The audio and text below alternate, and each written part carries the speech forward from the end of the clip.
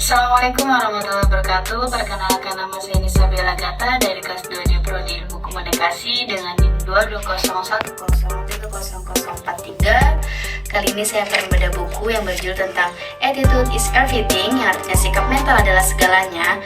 Hidupmu akan sukses bila mentalmu beres, by Jeff Keller. Yang pertama saya akan bahas 3 poin di sini. Yang pertama itu ada sukses berawal dari pikiran kita. Bagaimana cara kita berpikir dan kita itu harus menjadi apa yang kita pikirkan.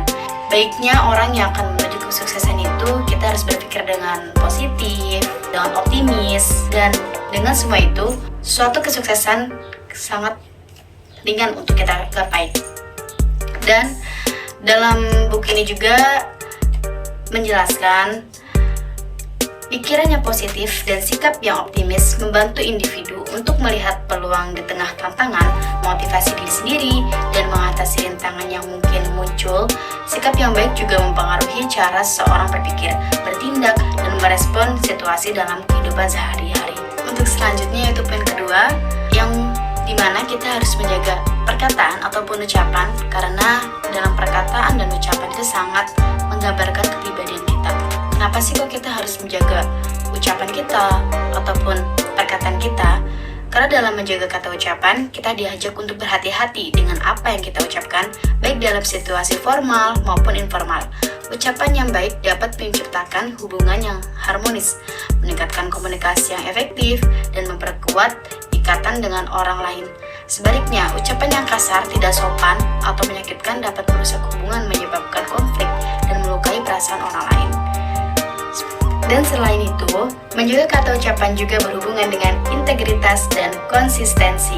Ucapan yang kita lontarkan harus sesuai dengan tindakan kita, sehingga orang lain dapat mempercayai dan menghormati kita dengan memegang teguh kata-kata yang kita ucapkan.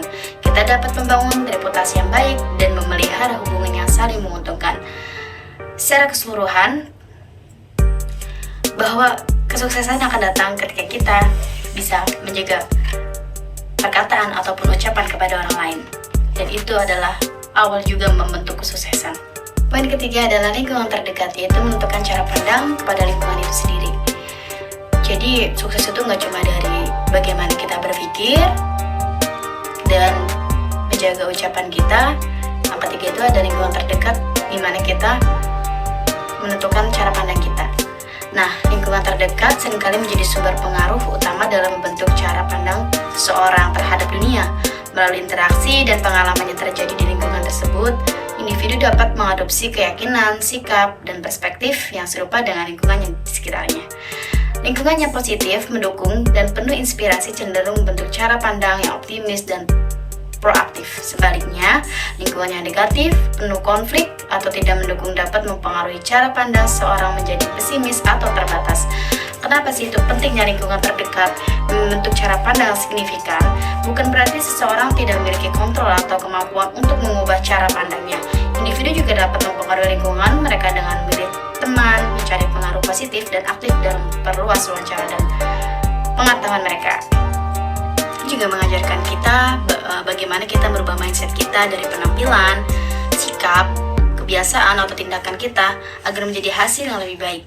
Nah, di sini juga ada beberapa tips untuk mencapai kesuksesan menurut Jeff Keller. Yang pertama itu kita harus percaya kepada diri kita sendiri bahwa kita bisa mencapai kesuksesan itu. Dan yang kedua di sini juga ada memfokuskan pikiran pada hal-hal positif. Kita harus buang jauh-jauh pikiran buruk.